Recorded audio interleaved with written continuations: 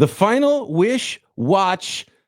Nick Winkler, our guest. It is Winky Wednesday, and Thomas Morstead. We're going to have to come up with a fancy name when we preview special teams here on the podcast. Say goodbye to Mitch Wishnowski. Details on the Bryce Huff trade and more on today's Locked On 49ers.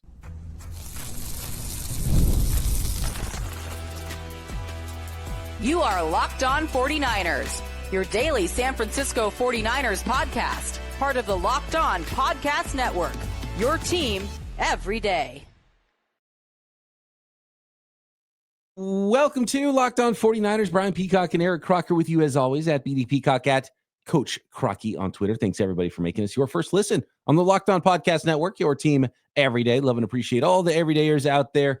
Thanks for hanging with us every single day. If you're new to the program, welcome. Subscribe on YouTube and everywhere you get your podcasts. Helps us out tremendously when you do hit that subscribe button. And if you're already subscribed, hit the thumbs up on YouTube. Let us know you can stop by and the notification bell so you know when the new pod is posted, or if you want to hang out with us in one of our live shows and chat it up and talk Niners. And we're going to be doing a lot of lives this summer as we get ready for 2025 training camp.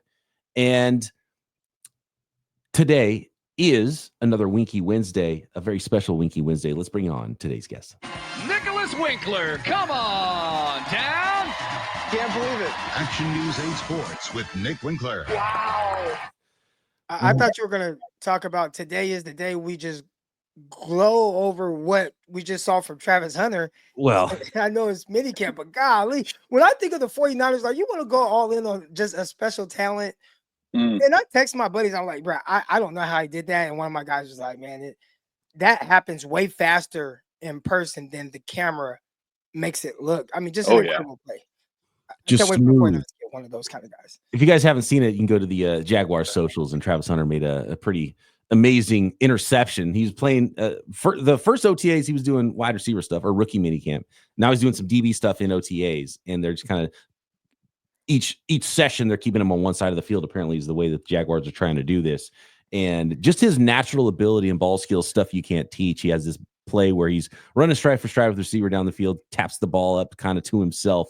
And just like it's all of the natural ability of, athleticism, ball skills, body control, the quick reaction that he has to be able to pull that down and not just bat away a pass. But you see it all the time with DBs that look like they have two left hands and they're fighting themselves to the ball, even with an easy interception. To be able to just be like that, a ball changes trajectory, knock it away, the ball skills, seeing it, catching it, it's pretty good.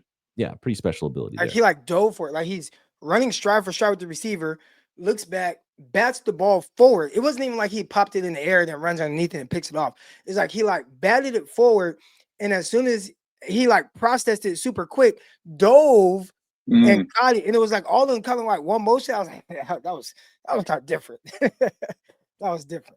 It's one of those moments where you watch it and you can't help but go, whoa. Right, yeah, you have nothing to say about. We were playing slow pitch softball last night. We were talking about some of the great infielders and some of those great plays Omar Vizquel used to make. Remember one where he's sliding to catch the ball? It's a bad hop. So instead of his glove hand, he reaches up and catches it with his bare hand. It's some guys just have that ability where it's you can't teach that. That is special stuff. And it looks like Travis Hunter is going to be one of those guys in the NFL. And you can see why the Jaguars wanted to take a big swing and go up and get him. Now, is he going to be just a highlight machine? Is he going to be really good on both sides of the ball? It's going to be really interesting, fascinating player there from the 2025 draft in Travis Hunter going to the Jacksonville Jaguars. But Nick, I mean, the floor is yours. Wink's Wish Watch has been a staple on this podcast for years since the Aussie punter Mitch Wishnowski became a 49er, drops a lot of them inside the 20. He's now gone, Wink. And Thomas Morstead, the 39-year-old veteran punter, is now the San Francisco 49ers punter. And so what are your thoughts in the final Wish Watch? And are we going to keep this going with special teams? Do we have to focus more on Moody? Are we going to look at John Weeks, the new long snapper? Is this going to be a new Morstead segment that we're going to have to come up with a name for? Yeah, I mean, first of all, I want to thank all the fans out there, all the listeners. I got a lot of people reaching out, making sure I was okay when they heard the news on Wishnowski. I mean, not just, mentions in the stream, but also people blowing up my DM, just like, Wink, you all right? I'm here if you want to talk about it. I also agree that Wishnowski was great. Like, make it make sense, like all this stuff. And it just was, I felt the love. And I'll be honest with you, those sounders you played in the beginning, I still feel that way. Wow. Like, I don't buy it. Yeah, I don't believe it. I don't. Because, I mean, when you hear Kyle Shanahan, they interviewed Shanahan about it. And they're like, hey, what was with the move? You got rid of Wishnowski, blah, blah. He was basically like, hey, we brought in Brent Boyer, the special teams coach, and that's his guy from the Jets. So Morstead was available. So from a financial standpoint and a special team standpoint, it kind of made sense because Wishnowski was at the end. He had 2 years left on that big 4-year, what was it, like $13 million contract that he landed. So I'm sure that kind of had some back end to it, right? Where the 49ers saw that coming and were like, where can we save some money? I get it at punter. But will it be worth it? I mean, I don't know. Morstead's one of those guys where he's got a big leg. He had the third longest punt in the NFL last year, 75 yards. Wishnowski's never really come close to that. But what I always loved about Wishnowski, my favorite bit about him was pinning it inside the 20. And he has a career average percentage of kicking it inside the 20 at just under 45%, which is incredible, which would rank him right at the top of punters in the NFL. He had the highest rate last year, had the highest rate the year before. But when you look at it and you look with his injury, the back injury last year, he missed 8 games. He was due a bunch of money. It kind of made sense. Morstead, though, real quick, if you want to compare that 44.5%, 44.52% inside the 20 of Wishnowski, Morstead's only 36.6. So that's a big step back of guys that can put it inside the 20. And my favorite stat of all, here, you ready for it? Last one. Morstead last year, 7 punts that were touchbacks. Wishnowski had 0. So he was a stud at keeping it out of the end zone. I hopefully Morstead can be better and can be more Wishnowski-like for the 49ers this season. I don't buy it. I don't either. I think the injury plus the back end of an extension, you save some money for sure. And to be honest with you, I think, and Croc, we've talked a little bit about this and some of the management style and the GM style, the roster build that the 49ers, the strategies the 49ers use to build the roster. Sometimes it feels a little strange. And the answer from Kyle Shanahan about it was interesting. He's like, yeah, why'd you get rid of Mitch Wishnowski? And his to paraphrase, the answer to me sounded like, I don't know. He was pretty good, so I'm not really sure. But the special teams coach wanted a different thing, so that's what we did. That was kind of his answer. It's like, dude, what? It just felt strange, right? Croc was sometimes like how and Robert Saleh talked about this, and it shouldn't shock anyone, especially with the way that we've seen how the team is built. The 49ers assistant coaches have a bigger say on the roster than probably any team in the NFL. I think that's the bottom line in a lot of this. And he has this guy from the Jets, and it's kind of old school. I remember Pat McAfee talking about this. He's like, yeah, the guys are talking about spin on the ball. He's like, dude, we used to just drop back and kick it as far as we can. Like, that's the old school punter thing. And I think, the stats he talked about, I think Mitch Wishnowski, and look, this might be the last time finally. I thought last week was the last one because I can never say Mitch Wishnowski or Winks Wish Watch without screwing it up. So I think I'll be able to say it. And I got it right the final time. But it's interesting that McAfee is like considered an old school throwback punter because he and I are the same age. Like, turned 38, younger than me, days apart from each other. I think his birthday is like early May. So the fact that he's a throwback guy, I almost take that as an insult, Peacock. Like the style. Kyle Shanahan's that way. He was like an old style of a coach in a lot of ways. Even though he is a new school coach, but an old school style. So stylistically, and look, the new punting tradition is still a relatively new thing. So, when you guys were even younger in your 20s, the punters were like, I'm going to just kick it as high and as far as I can, get some hang time on this bad boy. That was like the only thing they looked at was hang time and getting it out there. And so, the stats that you listed, Wink, it kind of feels like that style. Like, I have no idea. I'm not going to break down punters. Brant Boyer's the new special teams coordinator. Niners are bad in special teams. They need to get better.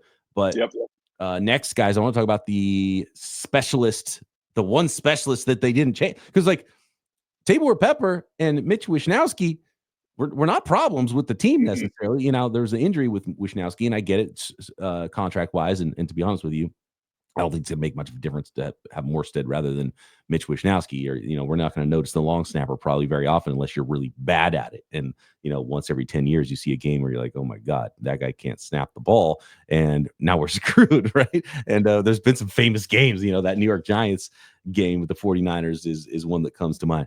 But beyond that, the kicker is really the one. And if there's one guy that I thought needed to have a fire lit under him more than the other guys, or need to be replaced potentially more than the other guys, it was Jake Moody. So let's talk about Jake Moody next. We have some details now on the Bryce Huff trade, what the 49ers are giving up to get Bryce Huff, conditional draft picks, and more on today's Locked On 49ers. This episode of Locked On 49ers is brought to you by LinkedIn Jobs. As a small business owner, your work doesn't end when the clock hits 5. Your business is always on your mind, which means when it's time to hire, you need a partner that works just as hard as you do. And that's where LinkedIn Jobs comes in. When you clock out, LinkedIn clocks in. LinkedIn makes it easy to post your job for free, share it with your networks, get qualified candidates all in one place. And LinkedIn's new features can help with so many things, and including job descriptions, writing the job descriptions, and then quickly getting your job in front of the right people with deep candidate insights. And here's a pro tip. Add the hashtag hiring frame to your profile picture to double your reach to qualified candidates. No wonder 72% of small businesses say LinkedIn helps them find high quality hires. So post your job for free at linkedin.com/lockedonnfl. That's linkedin.com/lockedonnfl to post your job for free. Terms and conditions apply.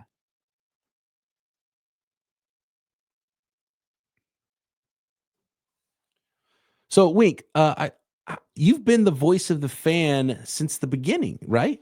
All 8 years, because Croc just hit his 4-year anniversary. So that means it's almost been 10 years since we started doing the Gold Faithful podcast, you and I, when we were working together, reporting on traffic. Shout out to the Total Traffic and News Network folks. And it's insane how long ago that was. Croc and I were talking about it yesterday because it was his 4-year anniversary, and a happy anniversary to you whenever it was, or maybe it's upcoming here. 10 years since we started doing a 49ers podcast together, and I've been doing Locked On for 8 years, and we were doing at least a full year before that, right? At least, yeah, man, might have been 2. I think you're right. It's probably right around that 10-year spot. And real quick, we'll get past the Wishnowski stuff, but let's remember where it started. It started with Bradley pinioned inside the 20. That was the very first punting one. So yes. we'll keep it going. Yes, nailed it. Good call. I forgot about pinioned inside the 20. So we might have to crowdsource this one. Morstead, the word more might need to be in there. I think that's probably going to be a helpful thing as part of Thomas Morstead. He's already 39 years old, so I don't know how long this segment's going to last either. So we at some point this podcast will be on its 4th punter in the very near. Hey, for me, average and net and all those numbers that you show punters by, I think those are bad. That means you have a bad offense. That means you're not moving the ball to midfield if your punter is kicking it 47 yards per punt. So the 49, when you look at Wishnowski's career average and net, it's because he's on a good offense and he's just trying to pin the ball inside the 20, right? That's his job. Croc, do you think the draft pick that was tied to Jake Moody being a 3rd rounder is the only reason he still has the job right now, and it's not whoever the last Jets kicker was? Definitely. Or I think that they probably would take this offseason. Yeah, I think he would have been gone this offseason if he was anybody else. The roster politics is a real thing.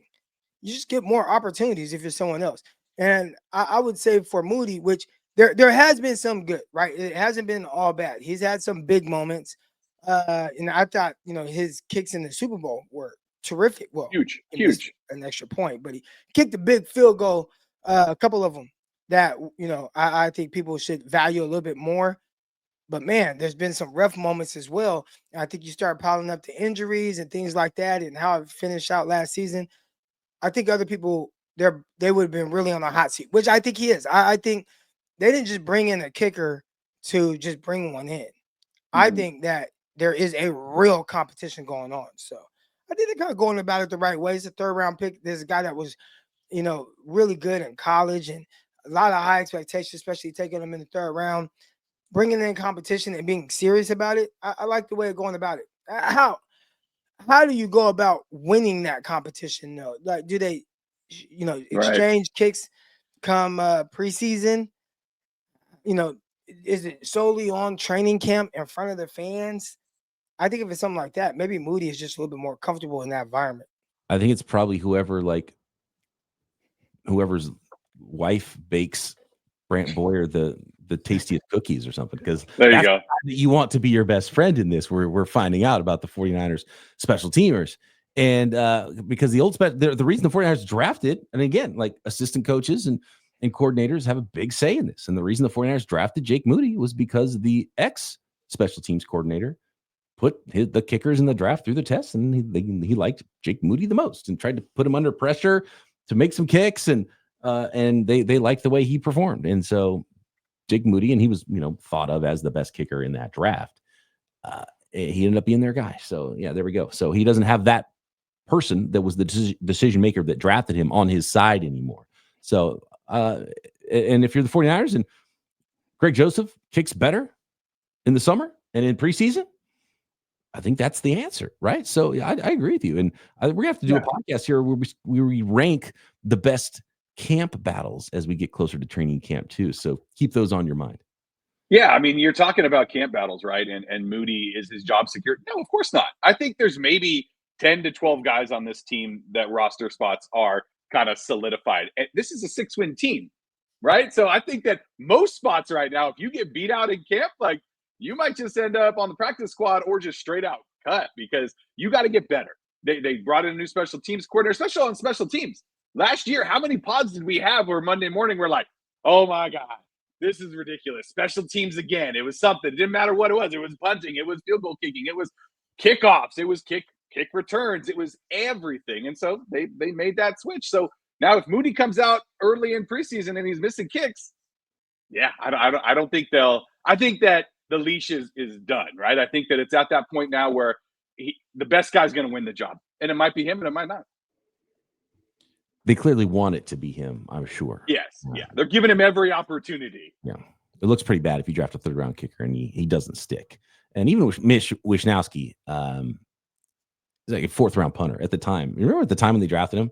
I was like, guys, this is 2019 draft. I was like, guys, you had the second pick in the draft. You think your team is good enough to be drafting a punter in the fourth round? I get you need a punter, but find a dude off the street, right? Right. And lo and behold, they were right, because their roster went to a Super Bowl that year. It was like, okay, well, maybe you guys work closer, and so but still, it's like, all right, and it's just a replaceable thing, punter. And so, like, look, I think we've talked enough about it. So let us know, Morstead. What's the name of Morstead's segment this year? Croc, have you seen the details of the Bryce Huff trade now that it is official? It is a conditional fifth-round pick. So it could become, and we don't know what the exact conditions are of this. The trade compensation is a 2026 conditional fifth-round pick that can turn into a fourth. The conditions are tied to performance. They're still pending a physical. Bryce Huff did have a wrist injury last year with the Eagles, so he still has to have his physical to make it official. We know that the conditions are tied to performance, so it could be like, a sack number. If he gets 8 sacks, it's a fourth rounder, that kind of a thing. So a fifth rounder that could become a fourth rounder in next year's draft is the compensation. And it was, mid-round is what it was billed as before. So fifth, that feels about right. And look, if he's a fourth, that's what you want if you're the 49ers, because that means he hit some level of production for you as a pass rusher. I think you pay the fifth-round pick just to not have to get into a bidding war financially if he were to be released. Yep. You just guarantee that you get him. So fifth-round pick, cool. If it turns into a fourth and that means he had a great season, I can do without a fourth for a season, or at least one of the fourths, because they typically have multiple. They do, and they have more comp picks coming, so it might be one of the comp fourths, and we don't know exactly what that is yet either, potentially. So. I mean, you're talking about a team that throws out third-round picks for kickers and fourth-round picks for punters. So what's the fifth-round pick? Come on. I would trade a third and a fourth that you spent on a kicker and a punter for 8 sacks of a rotational pass rusher all day long, right? So all day. Well, then again, maybe Wishnowski had a lot to do with that Super Bowl season, because he kept pinning the other team inside the 20, and that led to that amazing number 1 ranked defense that year, huh? Huh? I don't buy it. All right, guys. Let's talk about what's up next. Now, what's on the to-do list? And clearly the 49ers needed to add more pass rush. That was our biggest question throughout the draft. They drafted a bunch of rookie defensive linemen that kind of starred as run defenders in college. And maybe there's some projection for them to be a little bit better pass rushers in the NFL, but clearly they needed to add another pass rusher. They have now in Bryce Huff. So that is checked off the list. Next, guys, let's talk what's next on the to-do list. Looking at offensive line, looking at defensive backs. There's some injuries on the football team. Where are the 49ers the weakest? Could they still look for a veteran addition as we approach 2025 training camp and mandatory mini camp? Next.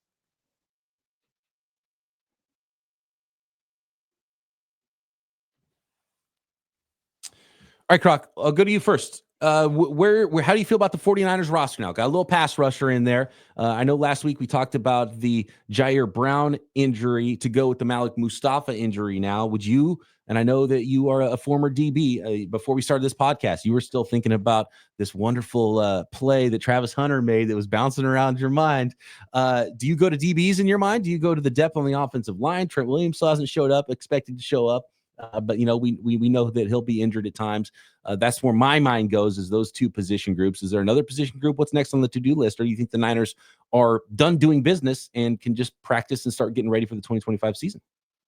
I think you can always wish for the perfect roster. I think you can always say, oh, let's make sure that you're just 100% locked in at maybe a left guard spot.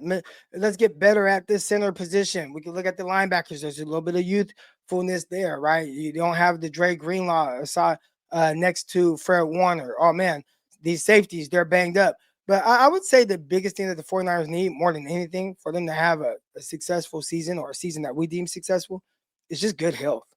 Mm-hmm. And that's tough because it's something that's kind of snake bitten the 49ers for a lot of years. And when we've seen this team relatively healthy, they go far in the postseason. And this year, not having as much talent as they've had in recent years, I'd say this is the one year where it's like, you got to be healthy. You got to be locked in. And I think if they do that, you pair that with a favorable schedule, they'll be really, really good. But the health aspect of it, I think, it's more important this year than it has been in many years, because you just don't have the star-studded guys to really kind of help you get through maybe some of that turbulence that you have due to injuries. Yeah, I think you nailed offensively, I think they do, but offensively, I also view a lot of those guys as getting a little bit older and not maybe being 100% of what we've seen in recent years. Not maybe they're 90% of that. Well, how big of a difference is 90% of this player and what we've seen them be for a team that maybe has a good amount of holes in other spots? So that's why I say health. It's really big that the 49ers are just much healthier this year as opposed to recent seasons. Well, you're going to lose guys, right? I mean, that's the NFL. It's going to happen. It's been happening, 49er fans as long as you can remember. I mean, go back to the beginning of the Lynch era, right? They get Garoppolo, boom, they look great. He gets hurt, right? Nick Bosa gets hurt. Debo is out.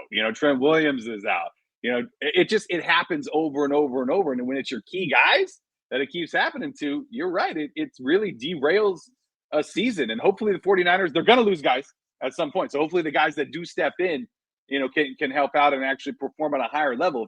To answer your question, you asked Croc, Peacock, for me, it's still that offensive line. That to me is still the biggest question mark. They were all right last year. They were middle of the road, but they lost a starter, right? So how's that going to affect? How's that going to look? Is Trent Williams going to show up? Is Trent Williams going to be able to play all the games, half the games? Who knows? That's a big, big question mark for me going into the season. Probably the biggest out of any position group.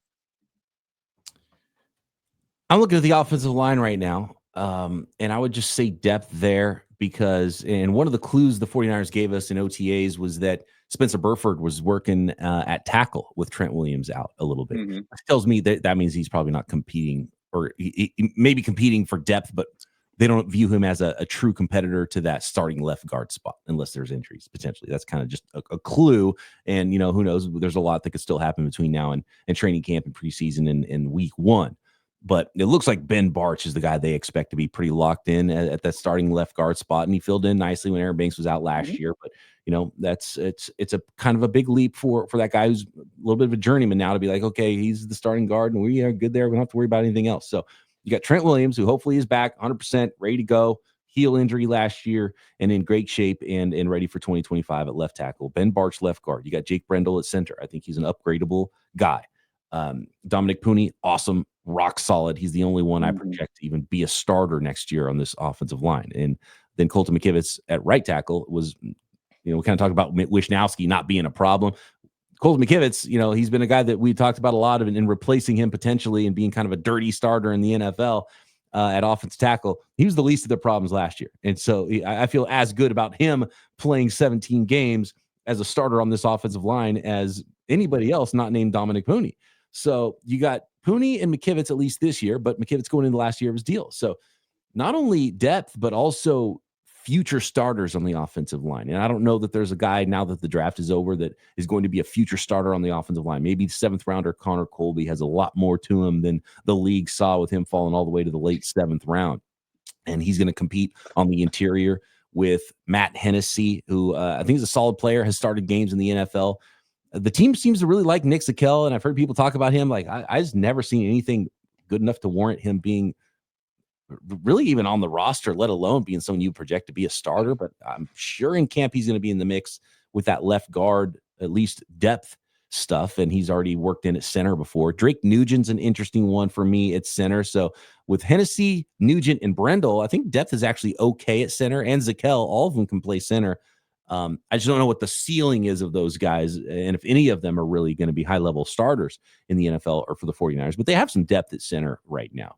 I'm more thinking future starter at center because I think the 49ers like Brendel more than most people, and he's locked in there.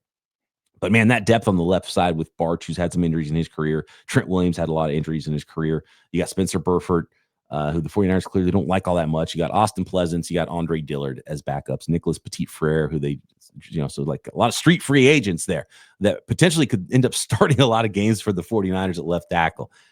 So depth is an issue on the offensive line for the 49ers right now, and future starters is a huge issue for me that we're going to have to wait and talk about that a lot more, I think, in the upcoming offseason.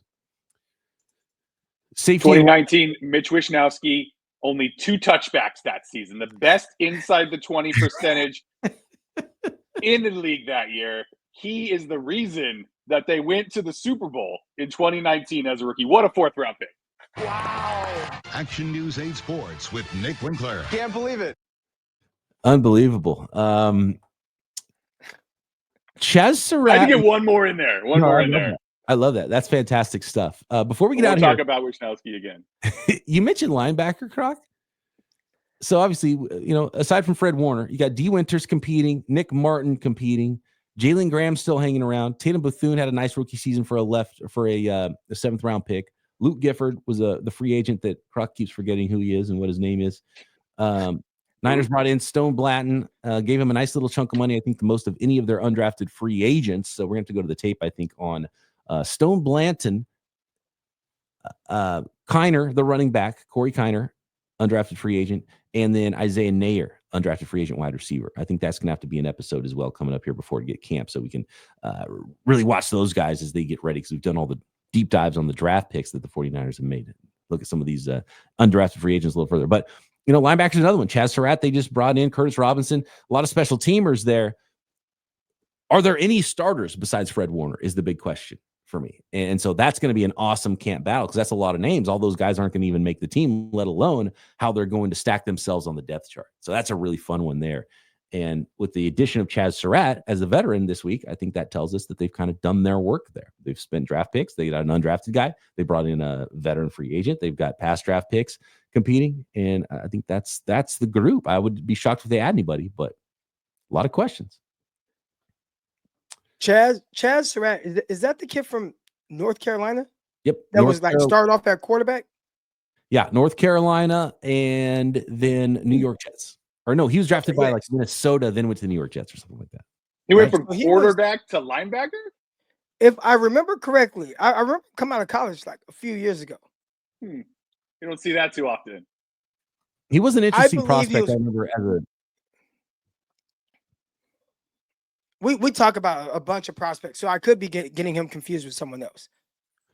But I think he started off as a quarterback at North Carolina and played and then moved to linebacker.